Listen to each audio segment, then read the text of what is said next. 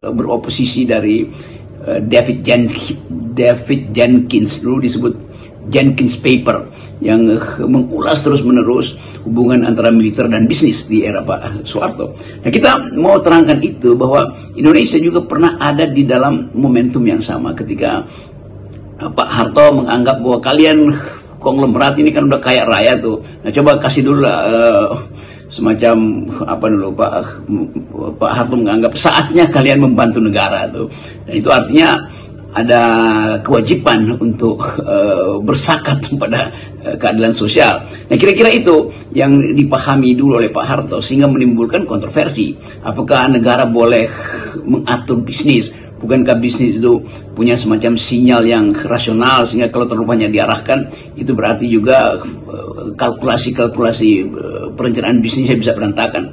Tetapi itu yang terjadi, itu kekuasaan Orde Baru pada waktu itu mampu mengumpulkan atau pada akhirnya harus mengumpulkan konglomerat ini yang sekarang disebut oligarki untuk meminta atau bahkan memerintahkan, bukan sedang meminta, untuk menyumbang pada negara.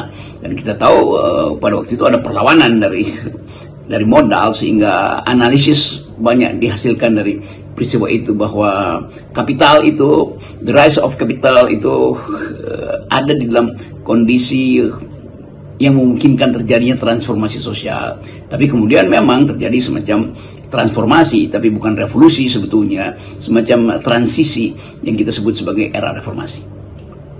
Situasi seperti ini ya, ini saat ini harusnya atau saat ini gitu sesungguhnya harus bisa diduga oleh Presiden Prabowo karena dampak warisan Jokowi yang memang sangat merusak. Tapi mungkin Pak Prabowo dan kita juga tidak pernah menduga bahwa ini datangnya jauh lebih awal, ini baru setelah melewati 100 hari, bahkan belum 200 hari. Dan sudah tanda-tandanya ada krisis ekonomi itu terjadi, dan itu dipicu oleh juga kebijakan Pak Prabowo yang memaksakan program makan siang gratis. Ya oke lah, ini janji kampanyenya. Tapi yang cukup mengejutkan itu soal Danantara. Oke, kalau kita balik lagi pada konteks hari ini, kita tahu bahwa para ekonom sudah membuat riset dan menemukan problemnya itu bahwa ada kelas menengah yang daya belinya menurun.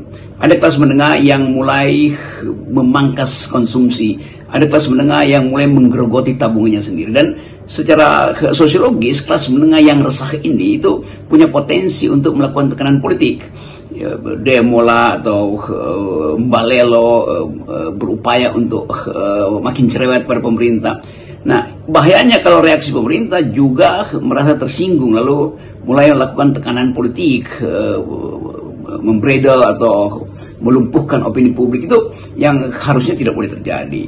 Tetapi sekaligus kita mengerti bahwa keadaan hari-hari ini disebabkan oleh imbas dari kebijakan presiden sebelumnya, yaitu Presiden Jokowi, yang menyebabkan kelas menengah ini turun kelas. Kan impact akibat dari kebijakan Presiden Jokowi di masa lalu, kelas menengah ini turun kelas. Dan bagi mereka turun kelas itu artinya turun gengsi. Turun gengsi itu artinya ada kecemasan eksistensial, bagaimana bisa bangkit lagi enggak. Sementara anak-anaknya mungkin mulai mengeluhkan pada orang tuanya, kenapa nggak ada belanja tambahan, kenapa nggak ada hadiah, kenapa nggak ada hobi yang dibatalkan. Kan semua itu menimbulkan semacam kekalutan psikologis.